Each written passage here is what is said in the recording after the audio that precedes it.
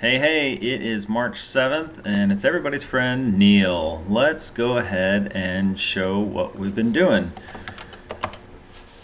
So made some changes to the API, and that's actually not what I wanted to show, but that's fine. We're moving right along. So we got our typical stuff here. Everything here is now working, so what I'm going to do is I'm going to test out creating a new video object, or V object. Just calling them V because you can actually post pretty much anything.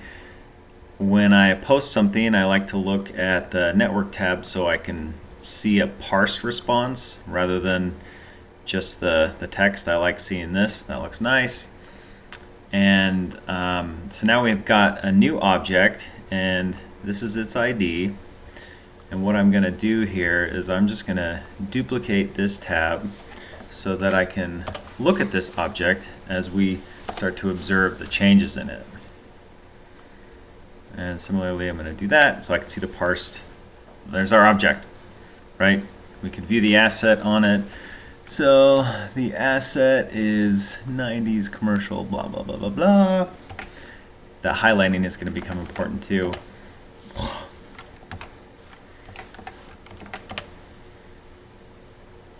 Wow, there you have it. Cool. Imagine the perfect video store. All right, so that's our video object. We're going to keep looking at that. And now what I'm going to do is I'm going to post a child to that. So our video object, let me get the ID again. Everyone's tried to create multiple object clipboards, but still using one clipboard item. Let's see what happens. So what I'm going to do is I'm going to post to this endpoint, which represents the V object. And the results of this are going to be a new child video. And a child video is a response. So if we're thinking about survey response, this is the response. And you can tell that because this new video is still a top level object, but it's going to have a parent associated with it. And that parent ID is a prefix to the its ID. And now if we go back to the parent, and I'm going to refresh this and look at the new version, you'll also see there is now a children node, and it contains that child in it. So if we look at the ID of our parent, you'll notice that comes up here. And another way to look at it, I'm just going to copy this off, is to go into the Surfey bucket, and in the filter just push in your parent ID, and now you'll see both the parent and the child. And this is what makes it pretty efficient for being able to find that through Google storage stuff. So there you have it. Now we've got a child. Now you can post multiple children and they'll show up in this map, and notice this map is in the asset list. So it's going to show up alongside info.json. It's kind of parallel to that, and it's not going to be stored in info.json. And this gets constructed when you hit the endpoint, so you know it's always fresh, it's always current. The other thing that I wanted to note that I don't think I did last time is there's these single character properties. And single character properties are special ones that are stored, are the file properties stored on the object. And so info.json, right, we're loading the JSON and we're putting it into this property here, but then it's overlaid with the properties of the file object. So B, bytes of data, D, the date, and T, the type. And if you tried to store any of those single character values in info.json with a put, it would still work, but when you get this endpoint, it's going to override it with the dynamic value.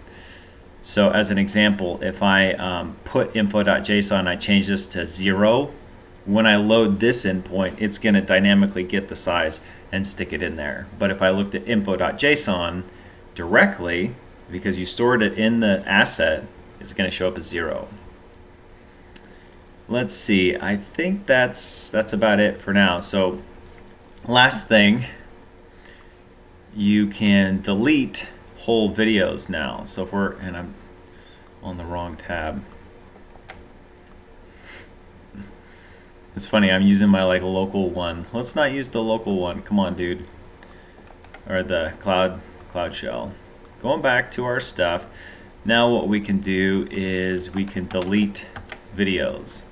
And you can delete a child video. So in this case, let's try that first. Actually, before we delete anything, let's post to this again. And we're going to add a second child. All right, so here, looking at it again, we'll see two children. Now I'm going to delete one of them. I don't even know which one this is, right? So let's grab this child. And actually the children IDs, I need to put the full ID in there so you don't have to construct it yourself. So let's fix that. So I'll do that before you watch this, but this is the full thing with the colon is the child ID. So if I were to get that, it's just like getting in any other video. It's a top level video object, that's fine. But it also has this special parent, right?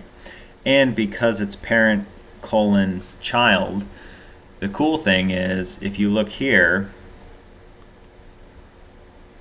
yes, I know it's out of date.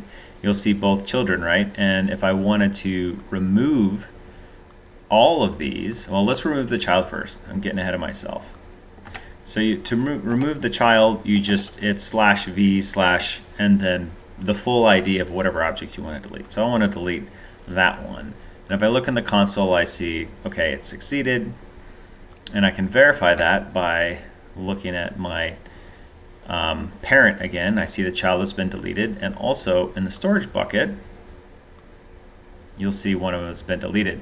If you delete a parent, right, the whole V object and everything underneath, then it'll get rid of all the children as well. So if we delete the V object here, or the parent object, this guy succeeds. And now if we try to look at this, not found. And if we look in the bucket, nothing there. So there you have it. So that's how to create a V object, posting, then create a child of that V object by posting to the endpoint of the V object. This is standard REST stuff. And then how to look those up by just getting the V object's endpoint. You'll see the children key, and then you can delete them individually, or you can delete the parent VID and it'll delete all the children. And there you have it.